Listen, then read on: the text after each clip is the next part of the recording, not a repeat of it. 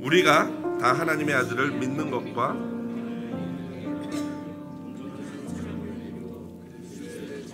분량이 충만한 데까지 이르리니. 아멘. 오늘은 에베소서 4장 13절 본문 말씀 가지고요, 교회론 5번째 마지막 이야기 훈련으로 부르심이라는 제목으로 말씀에 은혜 나누도록 하겠습니다. 여러분, 미국에서 가장 큰 교회는 어디일까요?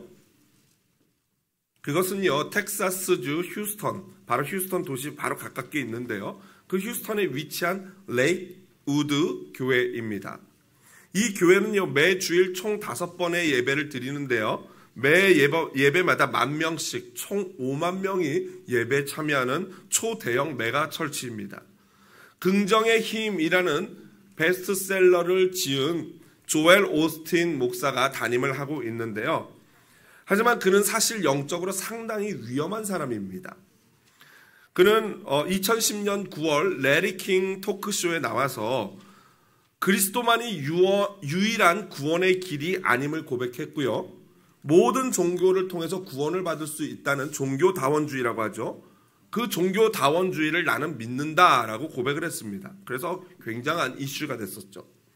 그뿐 아니라 그의 신학, 사실 신학이라고 하기에도 민망한 게 이분은 신학대학을 졸업하지 않았습니다. 그냥 이제 목사를 하는 분인데 아버지가 목사였고 그 뒤를 이어서 아들이 교회를 이어서 하고 있는데요, 그가 말하는 신학은 소위 이 미국 기독교와 한국 기독교를 병들게 했던 번영신학이라는 거예요.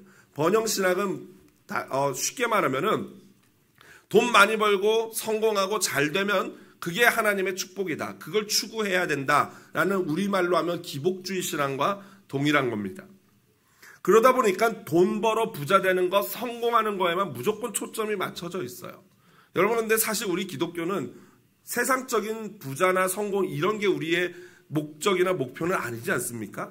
물론 그것 역시 하나님이 주시는 축복 맞지만 그 자체를 우리는 추구하지는 않습니다. 그래서 예를 들면 이 번영신학의 문제는 뭐냐면요, 이런 거예요. 그는 11조를 강조하는데 그 11조를 강조하는 이유가 뭐냐면은 하나님의 축복을 받아 부자가 되는 비결이 11조이기 때문이라는 거예요. 마치 돈 넣고 돈 먹기를 하듯이 하나님께 11조를 드리면 반드시 당신이 경제적으로 축복을 받는다, 이게 11조를 해야 되는 논리인 거죠. 여러분, 그렇지 않습니다. 11조를 한다고 해서 무조건 부자 되는 게 아니에요. 진심으로 11조를 해도 어려워질 수도 있어요. 11조를 하는 거는 우리가 하나님께 이 모든 것이 하나님이 주신 것임을 내가 믿습니다, 나는 하나님의 것이고 내가 가진 모든 것도 하나님의 것입니다를 표현하는 게 바로 11조거든요. 그는 이런 번영신학을 가르치다 보니까 자기 역시도 그 번영신학을 실천합니다. 그래서 이 사람은 책 때문에 실제로 어마어마한 부자예요. 집이 알려진 것만 해도 큰 대저택이 2개 있는데 하나는 1,000만 불, 하나는 300만 불이라고 합니다. 거기다가 연간 수입은 4천만 불이나 된대요. 그런데 지난 2017년 아시죠? 허리케인 하비가 이 텍사스 휴스턴을 강타했지 않습니까? 그때 그 지역에 정통으로 물난리가 났는데 소셜미디어에는 이분들을 도와야 된다라는 글을 올려놓고는요, 말과는 다르게 교회 문을 걸어 잠갔어요. 그래서 사람들에게 엄청난 지탄을 받고 그제서야 교회 문을 열어서 구호센터로 빌려주고 사람들을 돕는 그런 일을 했습니다. 속단할 수는 없겠지만 저는 개인적으로 이 5만 명이나 되는 성도 가운데 과연 예수 그리스도의 참 제자는 몇 명이나 될까 하는 의문을 지울 수가 없었습니다. 반면에 이 조엘 오스틴 못지않게 부자인 목사님이 미 서부에도 있습니다. 바로 캘리포니아 오렌지 카운티에 있는 레이크 포레스트라는 도시에 위치한 새들백 철치의 원로인 릭 워렌 목사님입니다. 제가 가만히 보니까요, 이 레이크하고 우드, 포레스트 이런 지역이 부자 목사님이 되는 것 같아요. 우리 교회도 이름을 바꿔야 되나? 레이크우드 한사랑 철치 이래야 되나요? 그런 고민이 됩니다. 여하튼 이 레이크 포레스트에 있는 새들백 철치 원로 목사인 릭 워렌도 어마어마한 부자예요. 왜냐하면 제가 자주 소개해드리는, 오늘도 소개하는 목적이 이끄는 삶이라는 이 책을 썼는데 2007년 집계로 3천만 부나 팔린 책입니다. 그러니까 어마어마한 이 책이 팔린 거죠. 2007년 집계니까 지금도 계속해서 책이 나오니까요, 훨씬 더 많이 팔렸겠죠. 덕분에 그는 어마어마한 부를 손에 넣었습니다. 이 릭 워렌 목사님이 인터뷰하는 영상을 제가 봤는데 나서 그러시더라고요. 처음에는 너무나 많은 물질을 하나님이 주셔서 너무 두려웠대요. 이걸 도대체 어떻게 써야 되고 이거를 왜 주시는 거지? 라고 두려웠다고 합니다. 그래서 그 후에 릭 워렌 목사님은 기도를 하면서 그동안 자신이 교회에서 받았던 사례금을 다 정산해가지고 다시 교회에다 헌금을 했대요. 그리고 나서 11조 헌금을 10의 2조, 10의 3조, 10의 4조로 점점 늘려가지고요. 그 영상을 인터뷰할 때 이미 릭 워렌 목사님은 자신이 버는 것이 100이라면 그 중에서 10%만 쓰고 나머지 90%를 하나님께 헌금으로 드렸다고 해요. 여러분 이게 말처럼 쉽습니까? 내가 10%만 가지고 살 수 있는 충분한 재력이 있다 해도요. 그렇다고 해서 나머지 9를 하나님께 드리는 사람은 못 봤어요. 제가 못 봤습니다. 그는 부자가 되어서도요. 좋은 차, 좋은 집, 좋은 옷을 가지지 않고 그렇게 하나님께 헌신을 했던 것입니다. 제가 그래서 이 릭 워렌 목사님의 기사를 읽으면서 하나님 저도 조사오니 한번 시험을 해주시는 게 그러면 책을 써야 되나요? 그런 마음이 들더라고요. 영국의 스코틀랜드 그래스고 대학에서 가르치고 있는 우리 한국인 교수 최은수 교수님이 계신데 이분이 릭 워렌 목사님을 좋아해가지고 이 트위트 시절부터 팔로우를 했다고 해요. 그런데 어느 날 한참 새들백 교회가 메가철치가 되었을 그 시점에 이 릭 워렌 목사님이 트위터에다 글을 달고 글 끝부분에 꼭 이런 문장을 달았대요. 메가철치는 위대하다라는 글을 썼다고 합니다. 그래서 이 교회사 교수인 이 최은수 교수님이 릭 워렌 목사님에게 이메일을 보냈대요. 아주 긴 문장의 이메일을 보냈는데 요약하자면은 메가철치만 위대한 것이 아니고 카타콤 지하교회, 북한의 지하교회, 그리고 이슬람에서 목숨을 걸고 광야에서 모이는 그 교회들이야말로 진짜 위대한 교회입니다. 목사님이라고 이메일을 보냈다고 해요. 여러분 같으면 내가 4만 명 모이는 교회 담임 목사고 메가철치 담임 목사고 훨씬 유명한 사람이라면은 이런 이메일 받으면 여러분 어떻게 반응하시겠습니까? 그런데 이 릭 워렌 목사님은요.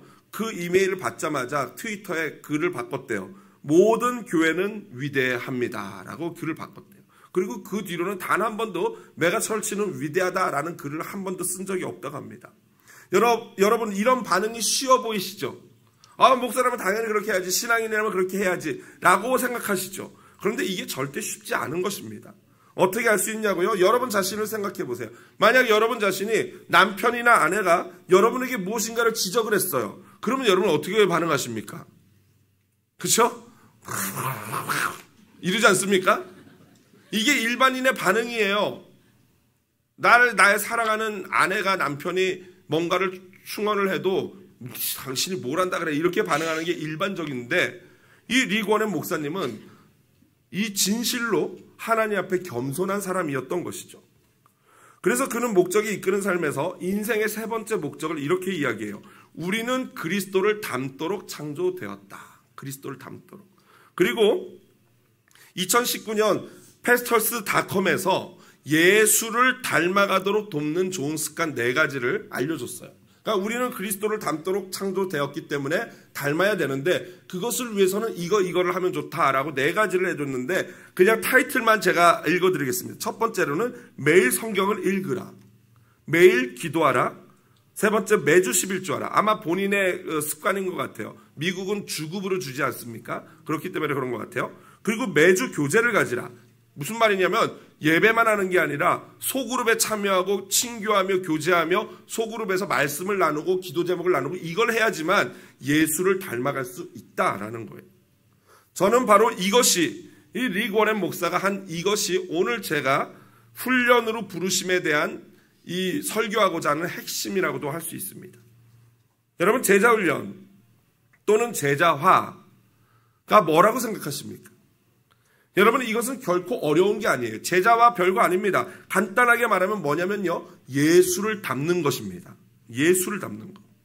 그래서 옥하는 목사님의 제자훈련 교재 제3권에 보면은 소제목이 있는데 그 소제목이 뭐냐면은 작은 예수가 되라예요. 작은 예수가 되라. 14세기 이탈리아 시인 단테 아시죠? 그 유명한 단테의 최고의 작품이 신곡 아니겠습니까? 그 신곡에서 말하고자 했던 바도 사실은 이거예요. 하나님은 어떤 분이신가? 내가 어떻게 하면 예수 그리스도를 더 닮을 수 있을까? 이게 바로 단테 신곡의 핵심 내용인 것이죠. 핵심 질문인 것이죠. 자, 그렇다면은 예수를 닮는 게 우리 인생의 목적이고 이토록 중요한 일이라면 우리가 예수를 닮아야 되겠는데, 예수를 닮기 위해서 우리가 해야 될 것 첫 번째가 무엇일까요? 예수님을 닮기 위해서 해야 될 첫 번째 건요, 다른 게 아니라 바로 자기 부인이에요. 자기 부정. 왜냐하면요, 예수님이 우리 인간을 구원하시기 위해서 이 땅에 인간의 몸을 입고 오신 걸 성육신, 인카네이션이라고 하지 않습니까? 그 성육신 하기 위해서 예수님에게 필요했던 게 뭐냐면 자기 부정이에요. 예수님은 원래 본질상 존재가 어떤 분이세요? 하나님이시죠. 하나님인 예수님이 나 하나님 아니야. 나 죄가 있는 인간과 똑같은 존재가 될 거야 라고 자기를 부정하지 않으면 인간이 될 수 없기 때문이에요. 그래서 여러분, 우리 기독교는요, 바로 이 자기 부정이 우리 기독교의 핵심이에요. 앞서 소개했던 조엘 오스틴 목사와 릭 워렌 목사의 차이가 뭐라고 생각하십니까? 둘 다 부자예요. 근데 그 두 분의 차이가 뭐라고 생각하십니까? 자기 부인이에요. 여기서 자기 부인이 차이다라고 얘기하니까 그렇지, 목사님 부인이 같을 수는 없지, 이렇게 생각하시면 안 됩니다. 자기 부정. 조엘 오스틴 목사님과 릭 워렌 목사님은 차이점이 있다면 자기 부정을 하는 사람과 자기 부정을 하지 않는 사람이에요. 여러분, 그래서 기독교는 자기 부정의 종교예요. 예수님이 십자가에 나 죽을 거야 라고 예언을 했더니 베드로가 극구 만류합니다. 원어를 잘 해석해 보면요, 예수님을 야단쳤다라는 표현이에요. 꾸짖으면서, 예수님을 꾸짖으면서, 지금 예수님 말 같지도 않은 말 하지 마시라고, 왜 자꾸 죽는다는 얘기 하냐고 이러면서 그런 소리 하지 마시라고 꾸짖었다는 거예요. 그때 예수님은 뭐라고 말씀하십니까? 사탄아, 내 뒤로 물러나라 라고 하시면서 다음과 같이 말씀하셨어요. 같이 한번 큰 목소리로 읽어보겠습니다. 이에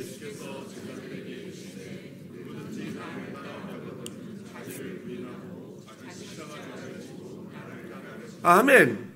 예수를 따른다는 것, 곧 예수의 제자가 되고 예수를 닮는 것은 우리 인생의 최고의 목적이고 가치인데, 그것을 하기 위해서 가장 먼저 필요한 것은 너를 부인하고, 너 스스로를 부인하고 해요. 그리고 너의 십자가, 사명을 지고 나를 따르라 해요. 가장 먼저 예수님의 제자가 되기 위해서 해야 되는 것은 다른 것이 아니라 나를 부정하는 거예요. 그런데 베드로는 자신을 부정하지 않았어요. 예수님께 뭐라 그랬어요? 나 다른 사람이 다 버려도 나만큼은 예수님을 따르겠습니다. 내가 예수님 제일 사랑합니다. 죽기까지 따르겠습니다. 자기를 부정하지 않는 거예요. 예수님 잘 모르셔서 하는 소리인데 내가 그런 사람이 아니에요 라는 거예요. 결국 하나님이 어떻게 하십니까? 베드로가 스스로를 부정하지 않으니까 하나님이 베드로를 섭리 가운데 부정하도록 만드셔요. 내버려 두시는 거예요. 하나님이 도와주시지 않고 베드로, 네가 그래? 그러면 내가 그냥 팔짱 끼고 지켜볼게 하고 내버려 두셨더니 베드로가 자기를 부정하지 않으니까 결국에 누구를 부정하게 돼요? 예수님을 부정하게 되는 거예요. 여러분, 내가요, 내 자신을 부정하지 않으면, 나는 아무것도 아니고 내가 존재감이 없다고 말하지 않으면 예수님을 부정하는 거가 돼요. 그게 결론이 그렇게 돼요. 여러분, 우리 인간은요, 베드로와 같아요. 아니, 내 자신이 베드로와 같습니다. 내가 무엇인가 할 줄 안다고 착각해요. 스스로를 속여요. 내가 잘 알고 있다고 스스로를 속여요. 나 예수님 잘 알고 죽기까지 예수 따를 수 있고 나 믿음 좋다라고 나를 속여요. 그런 분들은요, 소크라테스가 말한 것처럼 자기 자신이 모른다라는 사실조차 뭐하고 있어요? 모르고 있는 거예요. 내가 모른다라는 것조차, 내가 내 자신을 모르고 내가 바보다라는 것조차도 모르는 거예요. 여러분, 주님이 저와 여러분을 훈련 가운데로 부르시는데 그것은 다른 것이 아니라 내 자신이 아무것도 아닌 존재다라는 것을 깨닫도록 부르시는 거예요. 그래서 모세는 다음과 같이 말했습니다. 신명기 8장 2절 16절 함께 같이 읽어보겠습니다. 내 하나님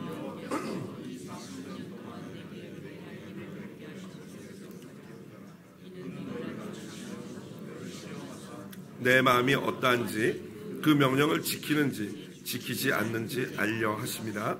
내 조상들도 알지 못하던 만나를 이는 다 너를 낮추시며 너를 시험하사 마침내 아멘. 그렇습니다, 여러분. 여러분, 광야가 뭐예요? 광야의 이 훈련은 그들 자신이 아무것도 아니고 오직 하나님의 은혜가 없이는 내가 살아갈 수 없는 존재라는 것을 뼈저리게 느끼는 장소가 광야예요. 여러분, 광야에서는요, 내가 계획한 것 됩니까? 계획 자체가 성립이 안 돼요. 내일은 카레 해 먹어야지? 내일은 불고기 해 먹어야지? 안 돼요. 내일 먹는 그게 무엇이든지 간에 먹을 게 있을지 없을지조차 보장이 안 되는 게 광야예요. 아무리 계획 짜보면 뭐합니까? 안 되는데. 광야는요, 바로 하나님이 그걸 가르쳐 주시는 거예요. 네가 똑똑하다고? 네가 다 준비한다고? 해봐. 아무리 해도 내가 도와주지 않으면 안 돼. 이게 광야예요. 여러분, 이스라엘 백성이 광야에서 40년 동안 어떻게 살아갈 수 있었어요? 하나님의 입에서 나오는 말씀으로 산 줄로 믿습니다. 그게 만나예요. 그리고 그 만나가 바로 예수 그리스도예요. 그러니까 우리 인생은요, 내가 똑똑해서 내 계획 짜서 내가 살아가는 게 아니고 하나님의 은혜 오직 예수 그리스도로 말미암아 살아가는 존재인 줄로 믿습니다. 그리고 하나님이 그렇게 훈련을 주시는 이유는 마침내 복을 주시려고. 뭐예요? 가나안, 곧 천국에 들어가서 영원히 예수 그리스도와 동일한 모습으로 변화되는 것, 이게 바로 축복인 것입니다. 교회에서 하는 제자훈련이나 모든 훈련도 마찬가지입니다. 그 훈련은 내가 잘하는구나를 깨닫는 훈련이 아니라 내가 아무것도 못하는구나를 배우게 되는 훈련이 첫 번째 목적이에요. 여러분, 예수님의 제자훈련 끝을 생각해 보십시오. 저는 제자훈련을 마치고 나서 그 매 기수마다 우리 제자훈련 잘 됐다. 우리 집사님들 등에 천사의 날개가 났다라고 생각할까요? 한 번도 그런 적이 없어요. 제발 그랬으면 좋겠는데 제자훈련 마친 그때마다 늘 제 마음은 무겁습니다. 이게 제대로 한 게 맞나? 내가 좀 더 이분들을 더 도와드렸어야 되는 건 아닌가? 그런데 그런 마음으로 성경을 보면요, 이러한 절망감과 이런 실패감이 사실은 정상인 거예요. 여러분, 예수님의 제자훈련을 생각해 보십시오. 12명의 제자가 어떻게 됐습니까? 다 예수님을 배반했어요. 하나같이 한 명도 빠짐없이 예수님을 배반했어요. 그리고 모두가 절망과 실패감 가운데 빠졌어요. 이것이 제자훈련의 결과였던 것입니다. 여러분, 진정한 제자훈련은요, 바로 이와 같이 그 절망, 깊은 실패감, 그 절망에서부터 시작이 되는 거예요. 왜냐하면 그 절망이 바로 은혜를 은혜되게 하거든요. 내게 부어주시는 은혜가 은혜구나를 그때서야 깨닫거든요. 여러분, 십계명의 목적 역시 마찬가지입니다. 하나님이 십계명을 저와 여러분에게 왜 주셨어요? 그것은 사실 이스라엘 구원받은 백성들이 살아가야 될 천국 백성들의 룰이었어요. 그게 목적이었다면 사실 더 중요한 숨겨진 목적이 있는데, 그런데 이스라엘 백성 구원받은 자들이 이 룰을 지켜야 되는데 그 룰을 지킬 수가 있어요, 없어요? 이게 안 되는구나. 이걸 깨닫게 해주는 게 십계명이에요. 여러분, 십계명 지킨다고 생각하십니까? 지키려고 노력은 하시겠죠. 그런데 예수님이 십계명을 어떻게 해석하셨습니까? 너희가 살인하지 말라고 들었느냐? 여기 이 중에 살인하신 분은 안 계실 거예요. 그런데 예수님이 이렇게 해석하셨죠. 사람을, 형제를 미워하는 자마다 뭐 했다고요? 살인했다. 오늘 아침에 오면서 막 아내를 막 찌르고 오신 분, 남편을 막 살해하고 오신 분 계실 거예요, 분명히. 미워하면서 차 안에서 이러면서. 어제 저녁에 그런 친구들도 있을 거예요. 그런 분들, 우리 청년들도 막 친구 미워하고 동생 미워하고.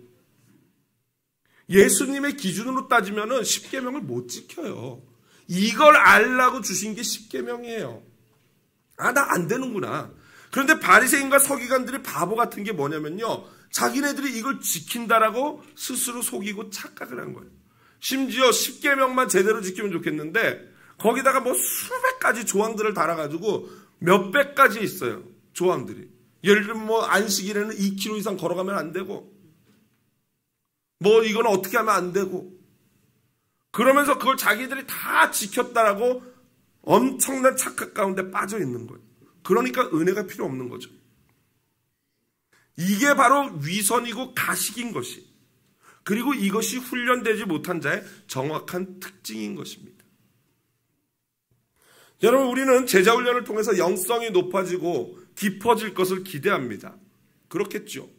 자, 그렇다면 먼저 정의해야 될 게 있어요. 영성이란 무엇인가? 옆에 분에게 한번 영성이 뭐예요? 하고 물어보십시오.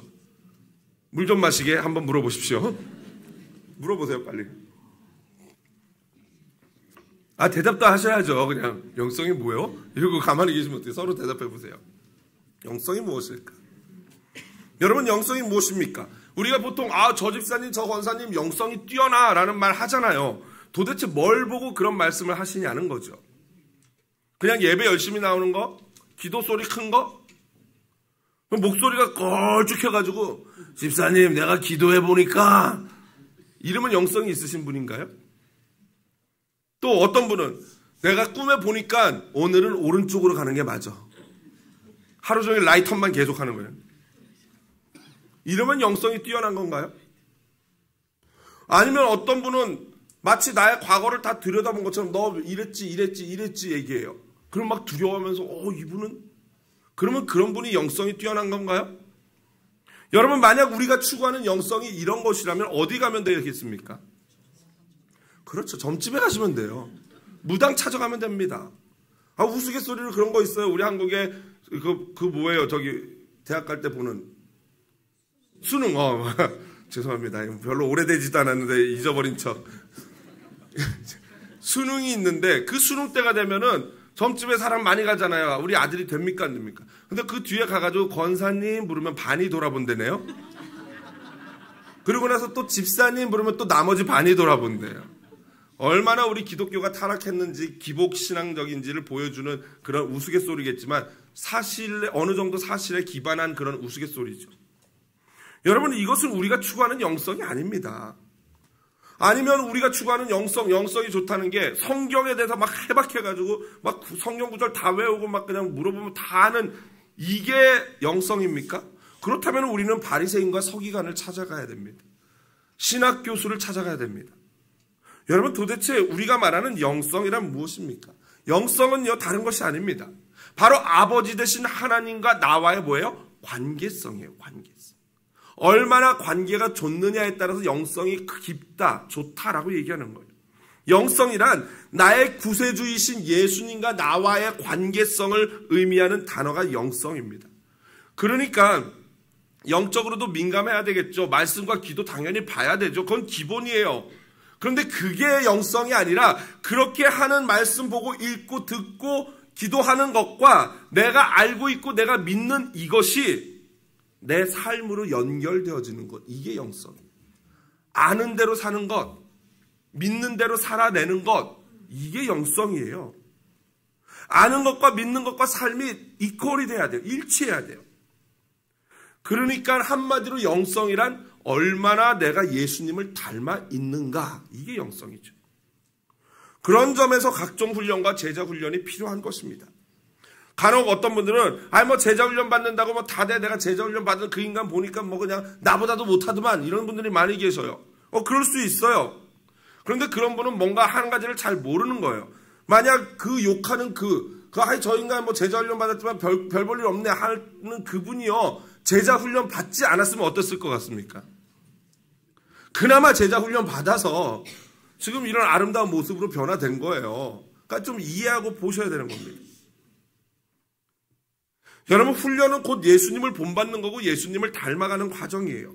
각종 훈련을 통해서 성경적 지식과 영적인 성장을 위해 필요한 도구들을 어떻게 활용하는지를 훈련하고 배우고요. 그 훈련들을 통해서 내가 얼마나 뼈저리게 부족한 존재인지를 느끼는 것입니다.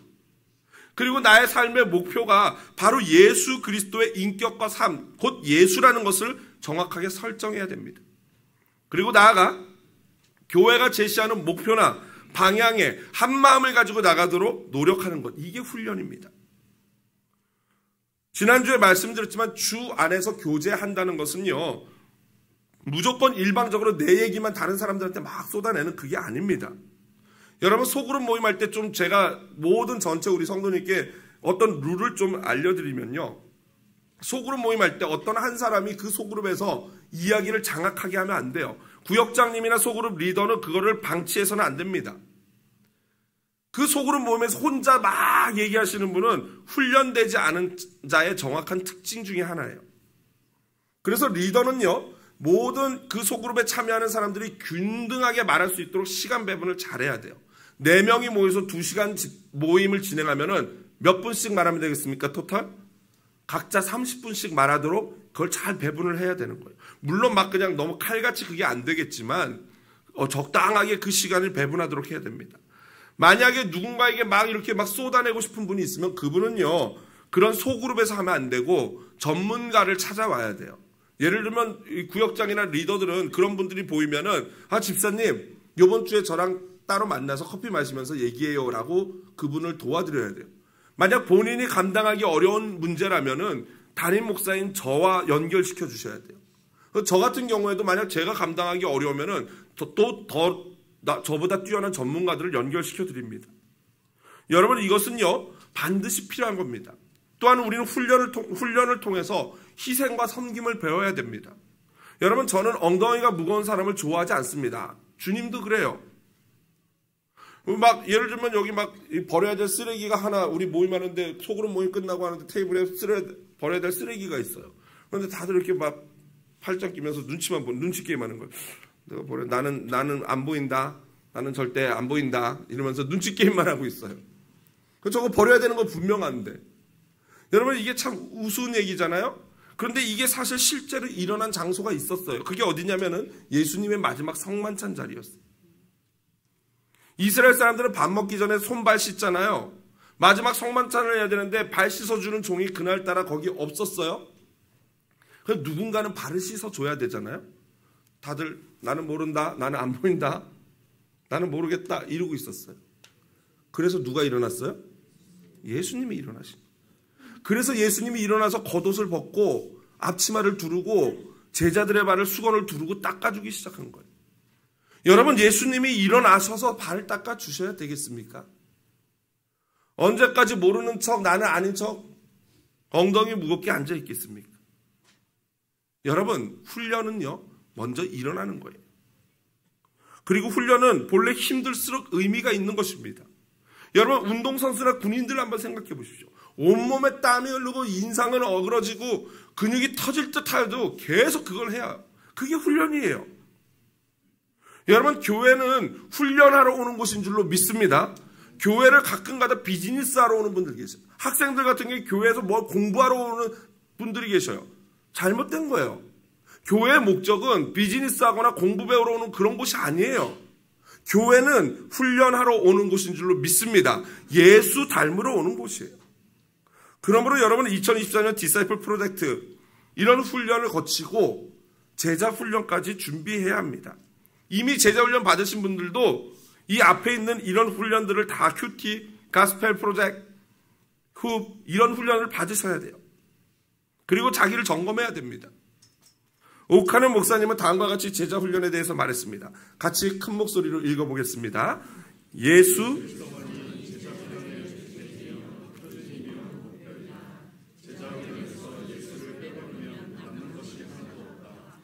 제자 훈련은 그 자체가 거듭나는 진통이요 통회하고 자복하는 골방이요 하나님의 은혜에 매달리는 겟세만의 동산인 것이다. 이 사실을 알면 제자 훈련을 몇 권의 책을 마스터하는 프로그램으로만 오해하지는 못할 것이다. 아멘. 그동안 제자 훈련을 했는데요. 제가 이제는 좀 생각을 많이 정리하고 있어요. 분당을 위해서 했던 오리지널 방식으로 이제는 많이 돌아가려고 노력 중입니다.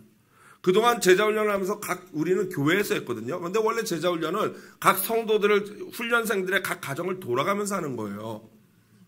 그런데 제가 배려해가지고 성도님들이 바쁘고 워낙 힘드니까, 삶이 팍팍하니까 배려해서 교회에서 모였는데, 그러다 보니까 구역 모임을 가정에서 모이는 거를 하지를 못해요.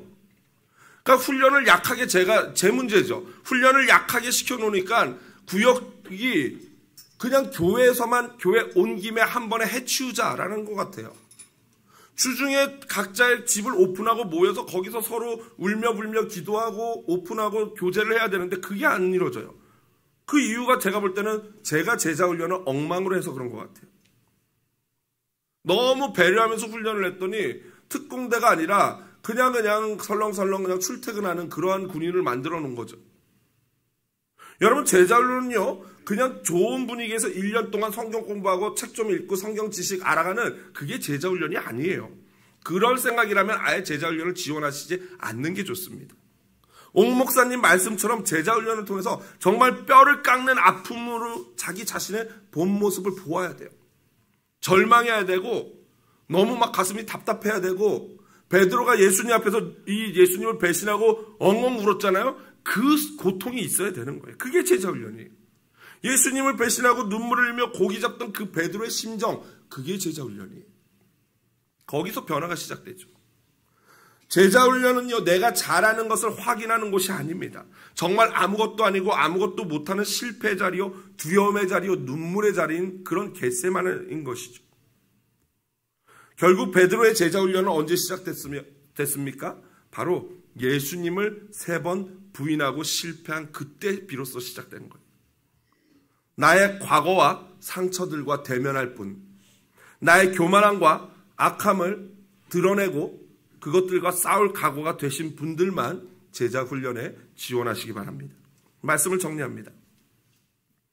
여기까지만 이야기하고 마친다면은 아마 이런 분위기일 거예요.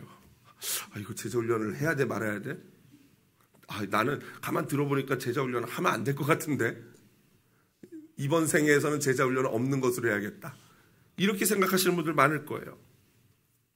그런 분들 위해서 제가 릭 워렌 목사님의 이야기를 마지막 한 번 더 인용합니다. 그분은 인생의 3번째 목적 예수를 닮는 것에 대해 말하면서 다음과 같은 말을 곁들였어요. 같이 한번 읽어보겠습니다. 예수님처럼 되는 것은 길고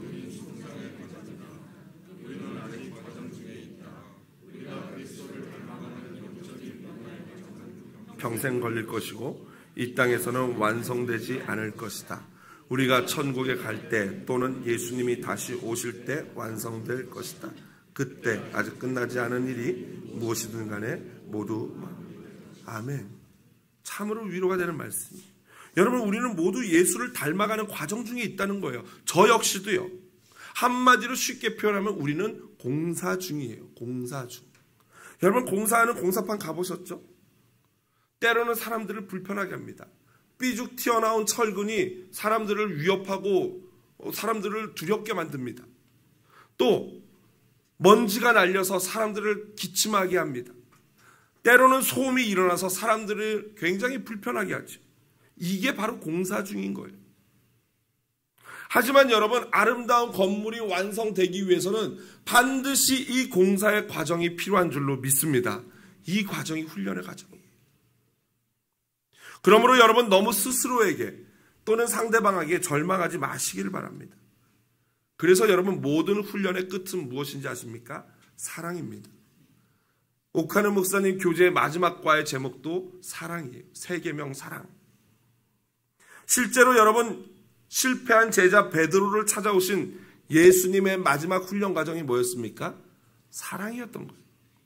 실패한 제자를 야단친 게 아니라 실패한 그날의 모습과 똑같이 떡과 물고기를 준비하시고 모닥불을 피워놓고 내가 나를 사랑하느냐라고 물어보셨어요. 여러분, 예수님을 닮는다는 것은 바로 그 예수님의 사랑을 경험하는 것입니다. 내가 정말 구제불능의 죄인이고 그러한 구제불능인 나를 끝까지 사랑하시는 그 예수님의 사랑을 알게 될 때 우리는 은혜가 무엇인지를 비로소 맛보게 되는 것입니다. 그리고 그것이 제자 훈련입니다. 예수님의 사랑으로 훈련받고 예수를 닮아가는 제자 되시기를 진심으로 축복드립니다.